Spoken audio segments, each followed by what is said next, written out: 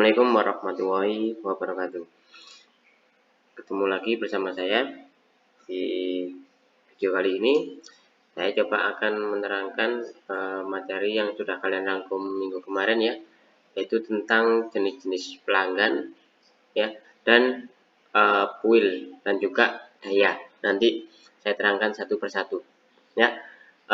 Untuk lebih jelasnya simak videonya sampai habis ya. Jenis-jenis konsumen listrik di Indonesia.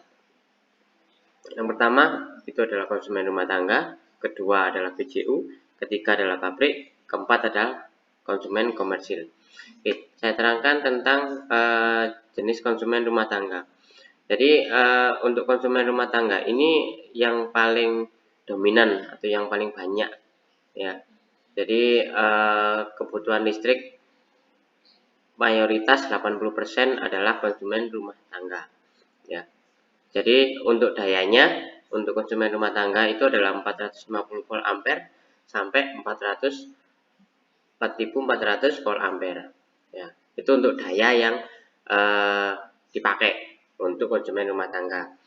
Nah, sedangkan untuk tegangannya ya, tegangannya bisa 1 fase, bisa 3 fase. Kalau 1 fase itu adalah 220, kalau 3 fase adalah 380 ya. Jadi untuk konsumen rumah tangga jenisnya nanti untuk golongannya juga ada tingkatannya. Ada rumah tangga sederhana, rumah tangga sedang, rumah tangga besar ya, dan rumah tangga lebih tingkatnya di atasnya besar ya. Nanti itu yang mempengaruhi untuk tarif dasar listrik atau TDL-nya. Jadi besarnya berapa itu yang nanti mempengaruhi. Oke, yang kedua itu adalah konsumen PJU. Nah, untuk PJU itu sendiri itu yang membayar ya, otomatis kita akan bertanya-tanya, PJU siapa Pak yang membayar? Otomatis yang membayar itu adalah kalau PJU-nya itu di daerah kabupaten, otomatis adalah pemerintah kabupaten atau Pemkab ya. Tapi kalau lampu PJU-nya itu di daerah kota, ya, berarti membayar adalah pemerintah kota atau Pemkot seperti itu. Nah, daya yang dipakai untuk lampu PJU ya itu tergantung dari kebutuhan otomatis. Jadi kalau semua tempatnya rawan ya, rawan kecelakaan, otomatis lampu yang digunakan lebih besar.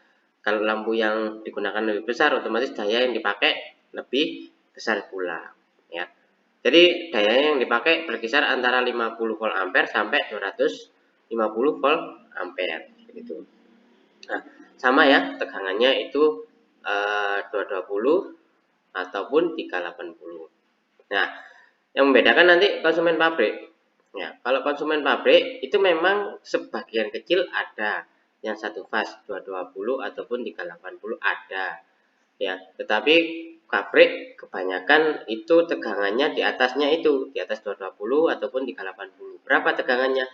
20.000 volt atau disingkat 20 kilovolt. Nah, ditulis 20 kV seperti itu. Otomatis dayanya di atas 4.400 volt ampere, di atas konsumen rumah tangga dayanya yang dipakai ya. Bisa 3.300 ya, bisa 64.000, bisa 1 mega pun ada. Contohnya yang 1 mega itu adalah kampus Poltek ya, Poltek Malang daerah Suhat. Itu yang memasang untuk konstruksinya, instalasinya dulu timnya Pak Arif ya. Jadi dayanya dipakai adalah 1 mega ya, seperti itu, 1 mega volt ampere. Nah, yang terakhir itu jenis konsumen listrik Indonesia adalah konsumen komersil ya. Maksudnya apa itu? Jadi suatu gedung atau suatu usaha yang mana nanti dikomersilkan ya. Jadi konsumen komersil itu biasanya adalah toko ya. Toko, stasiun, terminal, KRL, hotel-hotel, rumah sakit, kampus, stadion, hipermart, apartemen. Nah, jadi kalau semua punya toko, otomatis nanti jenis konsumennya nggak bisa kita ikutkan ke rumah tangga ya. otomatis kita diikutkan adalah konsumen yang komersil seperti itu. Karena nanti yang membedakan tarif dasar listriknya. Ya, selanjutnya saya terangkan tentang PUIL. Ya, untuk mempermudah ya PUIL, kita punya gambaran. PUIL itu adalah peraturan umum instalasi listrik ya, yang pertama kali dibuat tahun 1964. Terus direvisi lagi tahun 1987, direvisi lagi tahun 2000, direvisi lagi tahun 2010, direvisi lagi tahun 2015 yang terakhir ya. Pak, kok kenapa direvisi-revisi? Karena teknologi, kemajuan dan kebutuhan listrik semakin meningkat. Nggak mungkin kalau seumpama peraturan yang zamannya dulu, zamannya Belanda dipakai di zamannya sekarang, otomatis beda ya. Otomatis beda karena dulu jarang ada gedung, kalau sekarang banyak gedung ya. KRL ya, hitungannya banyak teknologi yang lebih maju seperti itu. Nah, untuk mempermudah mengingat ya, kalian sudah menulis dan membaca otomatis ya. Tujuan dibuatnya peraturan umum instalasi listrik, otomatis digunakan untuk apa? Dibuat untuk apa? Untuk melindungi. Nah, yang dilindungi apa itu?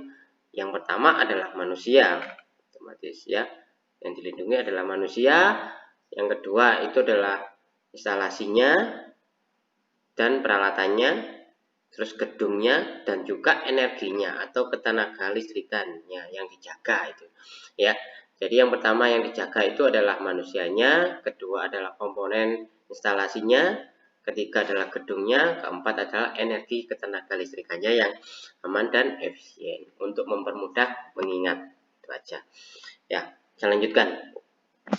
Nah, selain kita dalam pemasangan instalasi listrik harus memenuhi PUIL atau memakai PUIL, peraturan umum instalasi listrik, ada hal-hal yang wajib dipakai atau syarat-syarat dalam memasang instalasi listrik. Yang pertama itu adalah syarat ekonomis, syarat keamanan, syarat keandalan, dan kapasitas daya. Syarat ekonomis. Syarat ekonomis itu apa? Syarat ekonomis adalah suatu instalasi listrik yang dibuat mulai dari perencanaan, pemasangan atau pengerjaan, maintenance itu sangat murah atau sangat kecil, hemat istilahnya. Dan untuk kerugian daya sangat kecil. Ya, kerugian daya sangat kecil. Jangan sampai rumah dipasang 450 volt ampere, ya, dipasang beban lampu satu aja sudah ngetrip. Nah, itu berarti ada kerugian daya seperti itu. Ya. Kedua adalah syarat keamanan. Apa itu syarat keamanan? Syarat keamanan adalah satu instalasi listrik harus dibuat sedemikian rupa sehingga timbulnya kecelakaan itu sangat kecil, ya, atau membahayakan jiwa, hal-hal yang membahayakan jiwa manusianya itu zero atau tidak ada. Itu. Makanya itu syarat keamanan harus ada sistem pengaman, sistem pembumian, sistem pemasangan instalasi yang benar, penggunaan komponen instalasi yang memenuhi standar. Nah, itu nanti lebih jelasnya nanti untuk sumatif 2. Nah, selanjutnya syarat keandalan. Syarat keandalan itu apa? Syarat yang mana suatu instalasi listrik harus direncanakan sehingga kemungkinan terjadinya atau terputusnya atau berhentinya aliran listrik sangat kecil. Jadi seorang perancang harus mempertimbangkan apakah yang akan diperlukan perlengkapan cadangan tenaga darurat ataupun tidak gitu. Jadi seorang perancang harus tahu ya yang dipasang itu aman atau enggak, baik atau enggak.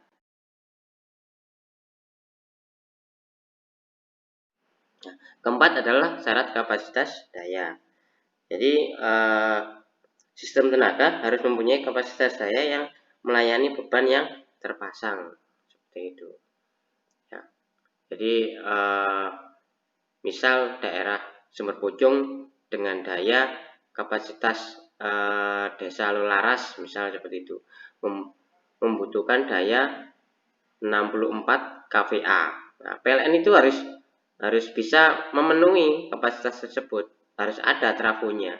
Jadi harus ada trafo yang mana untuk mensuplai daya yang dibutuhkan. Terus selanjutnya, nah ini yang masih berhubungan dengan tadi jenis-jenis konsumen yang PLN ya tadi ya. Nah, S ada S1, S2, S3, S4 ya. S itu adalah sosial. Ya. Ingat ya, S itu adalah sosial. Contohnya apa, Pak? Contohnya itu adalah masjid, musola ya. Jadi golongan tarifnya itu adalah sosial, otomatis lebih rendah nanti biayanya. Nah, gereja, wihara seperti itu ya. Itu adalah sosial, panti jompo ya. Itu golongan tarif KWH-nya itu adalah tarif sosial. Nah, pemakaian sangat kecil berarti apa? Mungkin musola yang lebih kecil. Nah, kalau S4 ya badan sosial besar apa berarti? Berarti bisa saja masjid yang sangat besar. Nah, bisa juga suatu yayasan panti yang sangat besar. Nah, seperti itu. Nah, R. Nah, ini R ini hubungannya masih rumah ya. Rumah. Jadi R1, R2, R3, R4. Nah, rumah tangga kecil, rumah tangga sedang, menengah ya, sama rumah tangga besar. Ya. Jadi masih ikut konsumen rumah tangga. Kalau U ini adalah masih ikut komersil ya. Ada U1, U2, U3, U4. Nah, U ini adalah usaha.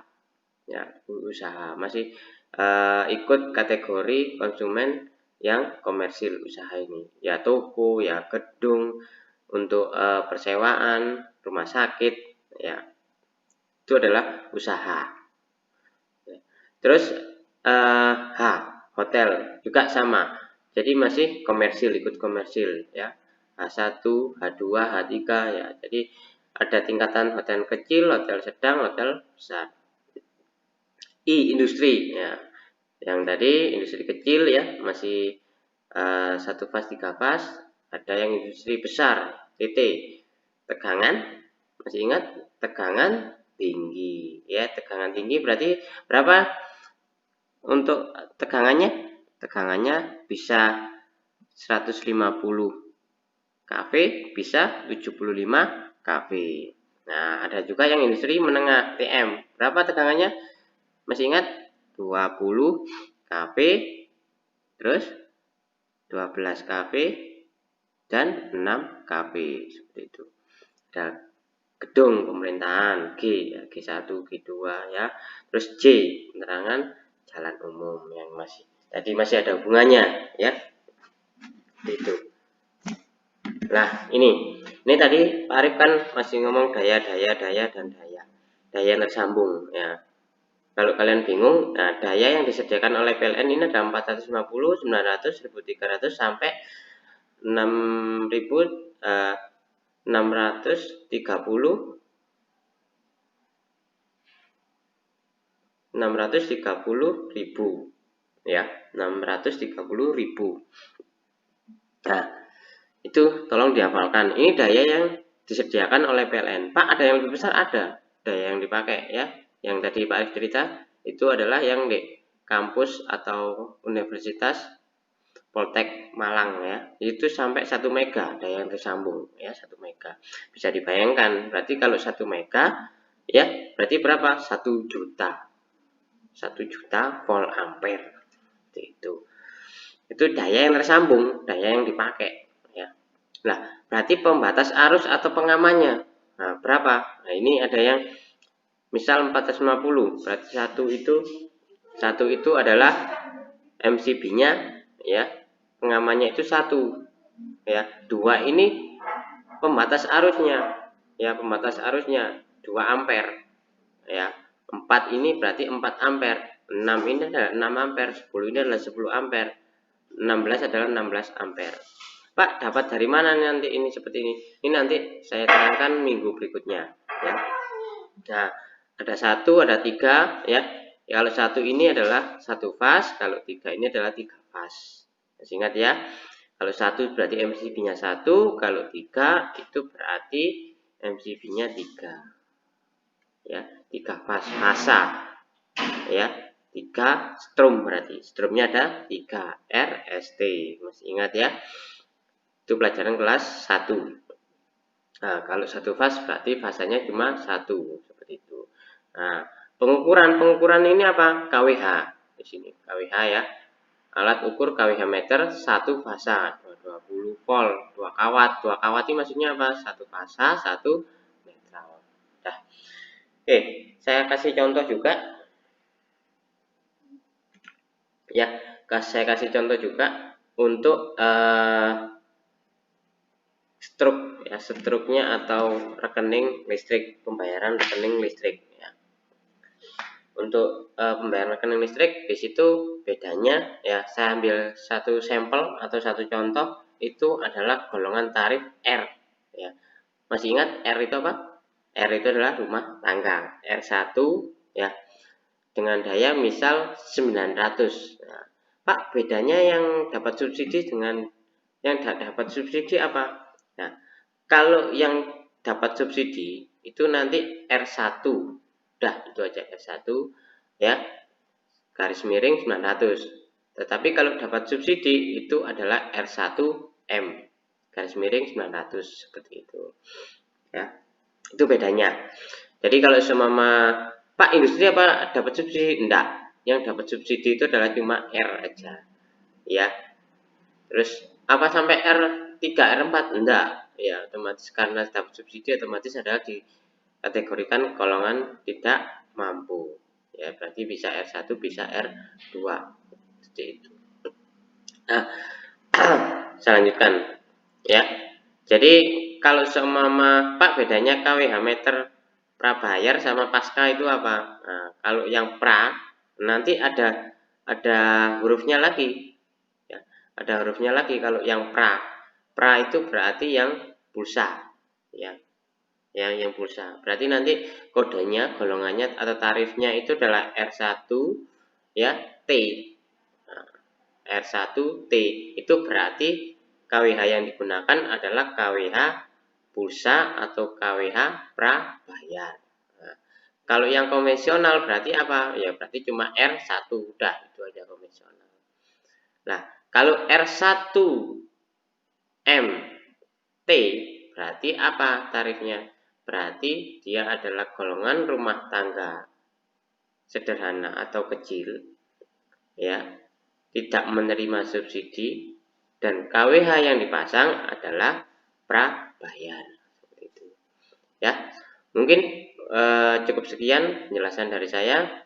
Jika nanti kurang jelas, ya bisa kalian tanyakan lewat WA maupun di kalian komen di bawah video ini. Ya, mungkin itu aja. Saya akhiri. Assalamualaikum warahmatullahi wabarakatuh.